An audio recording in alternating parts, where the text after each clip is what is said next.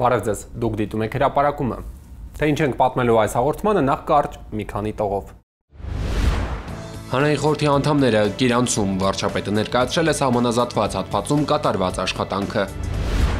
Ֆիզիկական անձանց եկամուտների հայտարարագրման երկրորդ փուլը ավարտված, ինչ սպասել առաջիկայում, հարցազրույց տաղավարում։ Քաղաքացիների հարցերը պաշտոնյաներին էկրանից հաղորդման հերթական թեման էկոնոմիկան է։ Եվ դպրոցում դասարանները կազմվում են տարեկից աշակերտներով, բաց թողած ծրագիրը լրացնում են երկարօրյա դասաժամերով։ Ավելի լավ է մեկ անգամ տեսնել, քան 10 անգամ լսել։ Այս սկզբունքով հանրային խորհրդի անդամները Գիրանցում էին տեղում ծանոթանալու պետական սահմանի սահմանազատված այդ հատվածում կատարված աշխատանքներին, ծանոթանալու ընդհանուր իրավիճակին։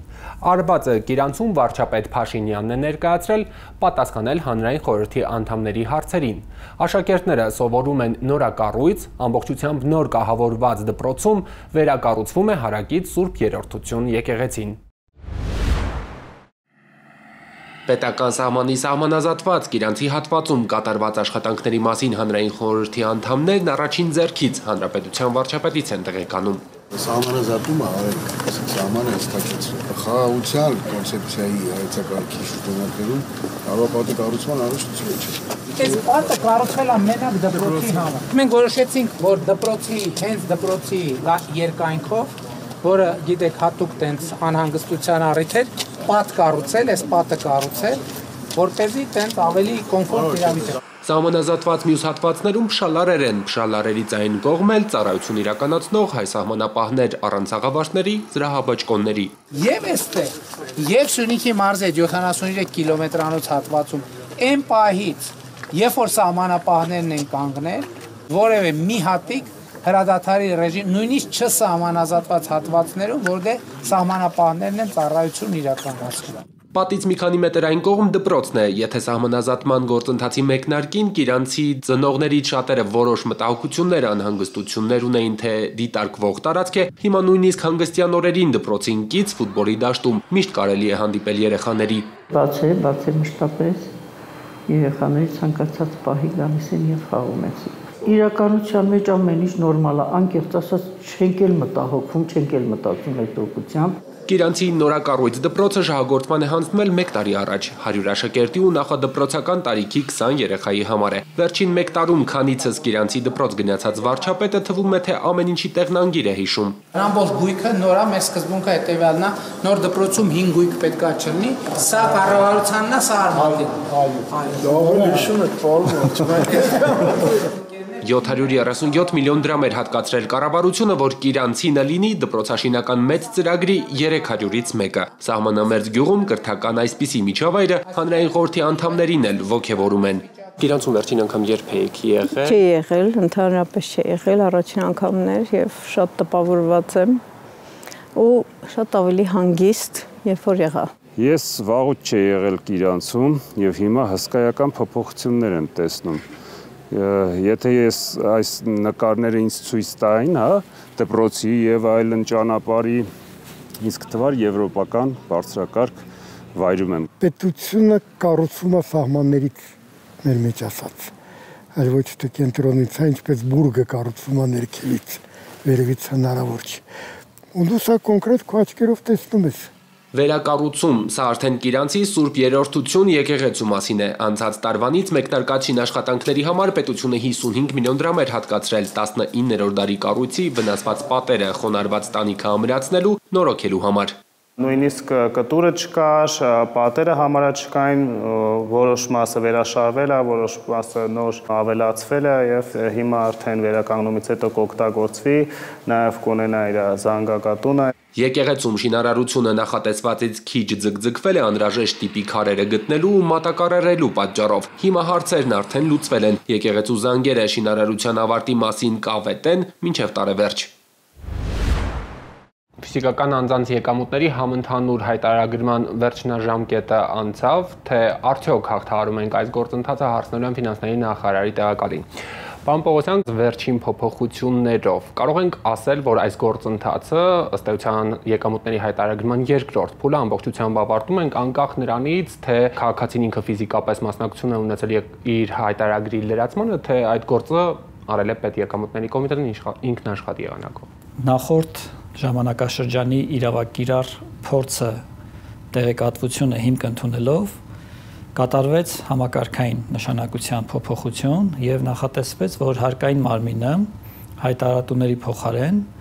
իր տրամադրության տակ եղած տեղեկատվության հիման վրա կնախագծի կամ նախալրացնի հայտարարագիրը։ Նախորդ ժամանակաշրջանի մեր դիտարկումները ցույց են տվել, որ մեր քաղաքացիների կողմից ներկայացված հայտարարագրերի շուրջ 65%-ում բացի հարկային մարմնի նախալրացրած տեղեկատվությունից, այլ տեղեկատվություն չի լրացվել, փոփոխության չի ենթարկվել։ Եվս 15% տեղեկատվություն հարկային մարմինը ֆիզիկական անձանց վերաբերյալ կարող է հավաքագրել, եթե որոշակիորեն ընդլայնվի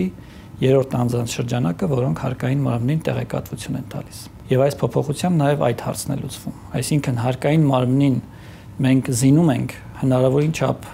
ամբողջական արժանահավատ տեղեկատվությամբ, որպեսզի հարկային մարմինը հայտարարագրի լրացման ծանրությունը վերցնի իր վրա, դրանով իսկ ավելի ու ավելի քիչ աշխատանք թողնելով կամ ընդհանրապես ոչինչ չթողնելով ֆիզիկական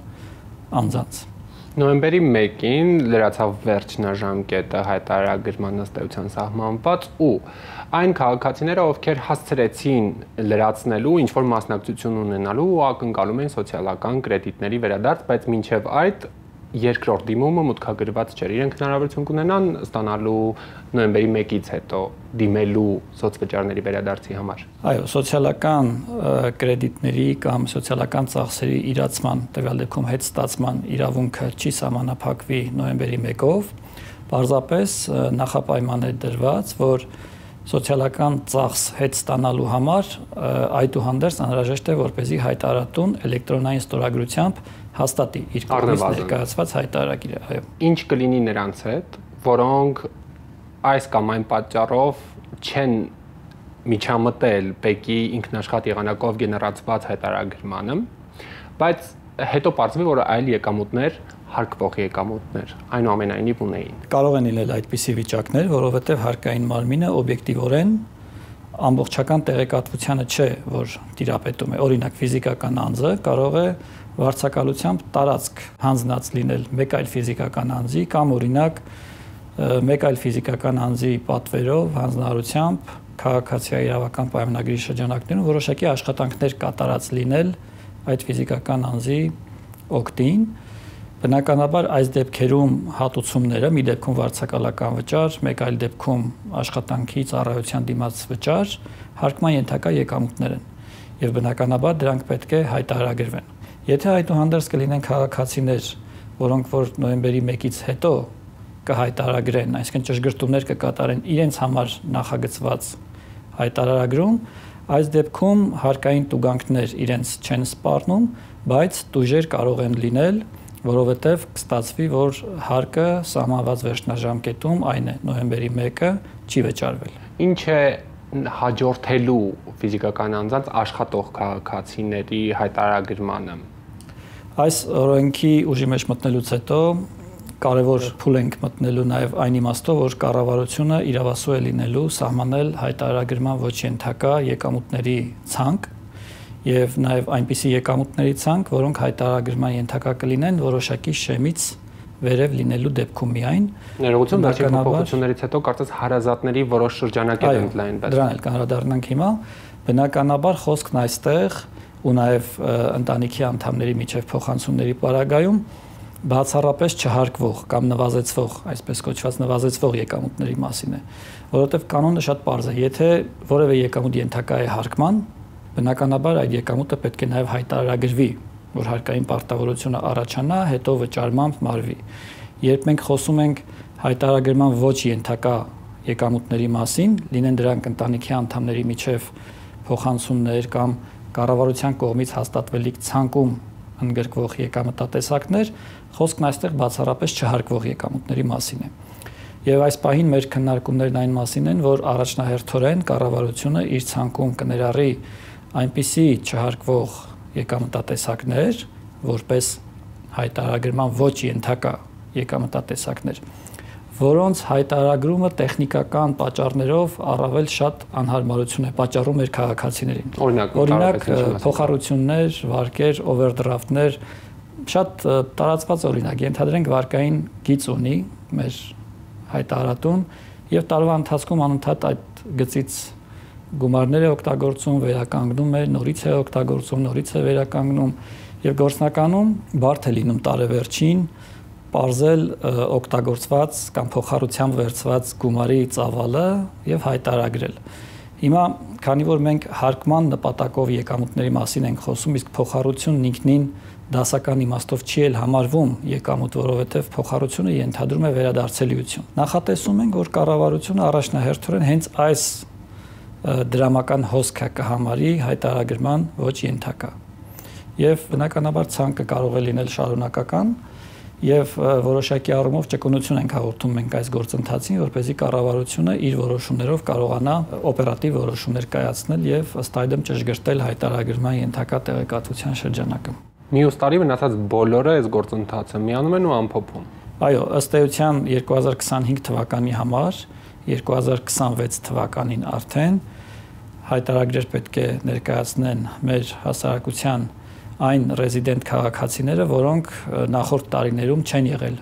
հայտարարատուներ, այստեղ շատ կարևոր է այս բարձրացումները հենց այս փուլում կատարելը, որովհետև մյուս տարվա համար շրջանակն ավելի կընդլայնվի եւ շատ կարևոր է նաեւ որպեսզի մեր քաղաքացիները հետևեն մեր հաղորդակցությանը, որպեսզի տեղեկացված լինեն, իսկ հարկային մարմինը բնականաբար իր ողջ ռեսուրսով սպասարկելու է այս ամբողջ ընթացքը, որպեսզի իրապես հայտարարագրի կազմումը ոչ թե քաղաքացու համար լինի հոգս, բարդություն, այլ քաղաքացու համար լինի հնարավորություն իրեն պետությանը ներկայացնելու, որպեսզի պետությունը լավ ճանաչի քաղաքացուն, հիշենք մեր հայտարարման համակարգի ներդրման առաջնային հիմնական նպատակը այն է մեր քաղաքականությունները ճիշտ հասցեավորել, ճիշտ թիրախավորել, ճանաչելով մեր քաղաքացիներին եւ նրանց սոցիալական խմբերը։ Պարոն Պողոսյան, շնորհակալ եմ հարցազրույցին։ Շնորհակալություն։ Քաղաքացիների տնտեսությանը վերաբերող հարցերին էլ պատասխանել են հեռուստատեսային ձևաչափով, հարցնում է քաղաքացին հաղորդման շրջանակներում։ Ոլորտի նախարարն ու ազգային ժողովի падգամավորները եթերում անդրադարձել են թեմաներին, որոնք կարող են ուղղորդող դառնալ հանրային լսարանից շատերին։ Նախապես ստացված ու հեռուստատեսային ձևաչափից դուրս մնացած հարցերն էլ հասցեագրվել են նախարարության համապատասխան պաշտոնյաներին պարզաբանումների եւ առաջացած խնդիրները լուծելու համար։ Հարցս ու առաջարկս հետևյալն է։ Հարց, առաջարկ, մտահոգություն հարցնում է քաղաքացին հաղորդաշարը շարունակում է ընդունել տեսազանգեր Հայաստանի քաղաքացիներից, Սփյուռքի հայրենակիցներից, հերթական արդեն 6-րդ հարցուպատասխանը եթերում տնտեսական թեմաներով էր։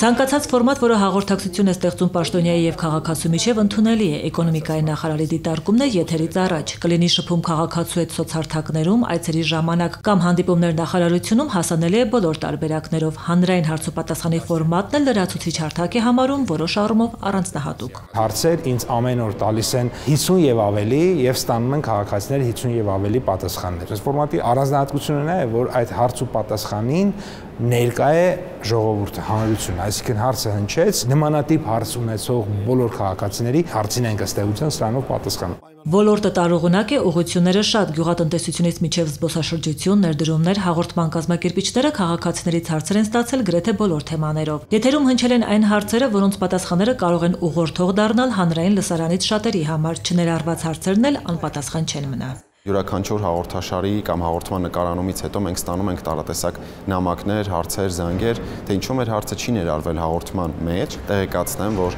բոլոր հարցերը մեր ուշադրության կենտրոնում են։ Գրեթե կես տարի առաջ մեկնարկած ամիսը 1 պարբերականությամբ եթեր գնացող հաղորդաշարն արդեն հասցրել է հարցեր, առաջարկներ հավաքագրել ամենատարբեր ոլորտներից, առողջապահությունից մինչև կրթություն, տարածքային կառավարում, արդարադատություն, մինչև նոր խնդիրների հետաքրքրող հարցերի կանդրադառնան նոր գերատեսչություններ, բարձրաձայնվածներն են ընթացիկ լուծվում։ Այսօր մեծ ուրախությամբ կարող ենք նշել, որ տարատեսակ հարցեր բնականաբար ստանում են իրենց լուծումները։ Եվ շնորհակալական նամակներ ենք ստանում, եւ ինչու ոչ նաեւ բողոքներ ենք ստանում, որ համապատասխան խնդիրների լուծումը ինքնին ուշանում է, պետք է որոշակի իմաստով համբերություն դրսևորել։ Այս հաղորդումը ոչ միայն ֆորմատ է քաղաքացիների հետ ուղիղ երկխոսության, այլ նաեւ ֆորմատ է, որը հստակ ցույց է տալիս արկա խնդիրները, առաջարկները եւ միտված է դեպի դրանց լուծմանը։ Թե որ ոլորտին վերաբերող հարցեր են ընդունելու քաղաքացիներից հաջորդ ամիս եւ ովքեր են լինելու պատասխանող կողմի պաշտոնյաները, հաղորդաշարի կազմակերպիչները յուրաքանչյուր եթերից մոտ 2 շաբաթ առաջ իրազեկում են ամենատարբեր հարթակներով սոցցանցեր, հեռուստատեսություն, ռադիո,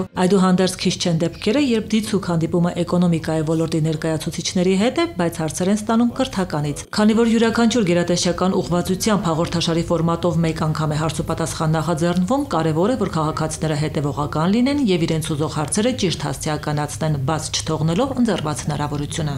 Շնորհակալություն։ Այս ուսումնական տարին առաջինն էր, որ հանրակրթական դպրոցներում ընդունելության կարգի փոփոխություններից հետո երեխաները դասերը սկսում են այն դասարանից, որտեղ իրենց տարեկիցներն են հավաքված։ Բաց թողած կրթական ծրագիրը արագ յուրացնելու համար դպրոցներում ձևավորվել են երկարօրյա դասարաններ։ Ուսուցիչների համար էլ կազմակերպվում են վերապատրաստման դասընթացներ։ Դպրոցները, որտեղ կան այդպիսի աշակերտներ, նախարարության ուշադրության կենտրոնում են, ընթացիկ առաջին կիսամյակի ավարտին նախատեսված են արդյունքների խորը վերլուծություն ու անհրաժեշտության դեպքում որոշակի փոփոխություններ կարգի լրամշակման համար։ Երկրորդի դյում նաև կան աշակերտներ, որ այս տարի դպրոց են եկել առաջին անգամ 2025-ից նոր կարգավորմամբ սահմանված ժամկետից 6 տարեկանից ուշ դպրոց ընդունվողները միանգամից միանում են իրենց տարեկիցներին։ Անհանգստությունը բնականաբար շատ էր, բայց միասնական աշխատանքի արդյունքում ծնողի հետևողականության, դպրոցական թիմի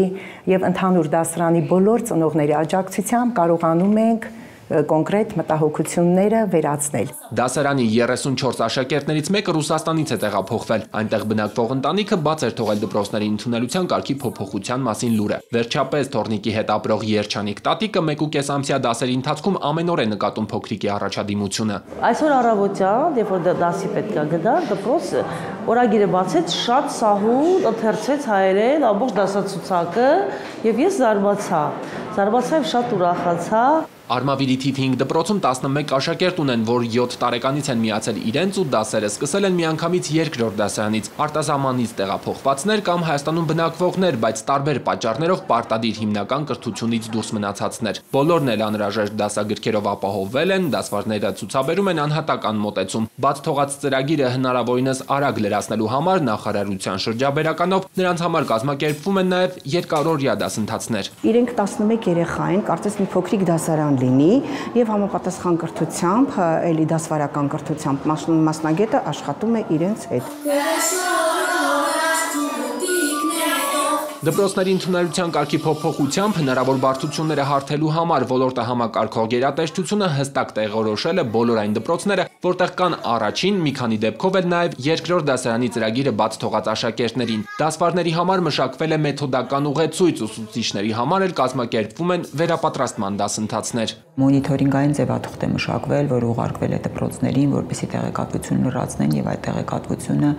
սովորողի ուսուցման առաջընթացի, հանդիպող դժվարությունների, հոգեբանական դպրոցական ադապտացիայի վերաբերյալ եւ նաեւ կրթական ծրագրի յուրացման վերաբերյալ եւ ամեն ամիս ունենալու ենք այդ տեղեկատվությունը, որպեսզի վերլուծենք եւ մոնիթորինգի ենթարկենք ամբողջ այդ գործընթացը։ Վերջնական եզրակացությունները կանեն ուսումնական կիսամյակի ավարտին, յուրաքանչյուր երեխայի համար կկայացնեն անհատական որոշում։ Նոր կարգով ուսումը անկախ տարիքից առաջին դասարանից կարող են սկսել կրթության առանձնահատուկ պայմանների կարիք ունեցողները։ Հիմա նախարարությունում քննարկում են բացառությունների շրջանակը ընդլայնելու հարցը։ Կան երեխաներ, ովքեր սոմատիկ հիվանդություններ են ունեցել, օրինակ լեյկոզ կամ ինչ-որ ծանր ուրիշ հիվանդություն եւ տևական ժամանակ հոսպիտալացված են եղել, հետեւաբար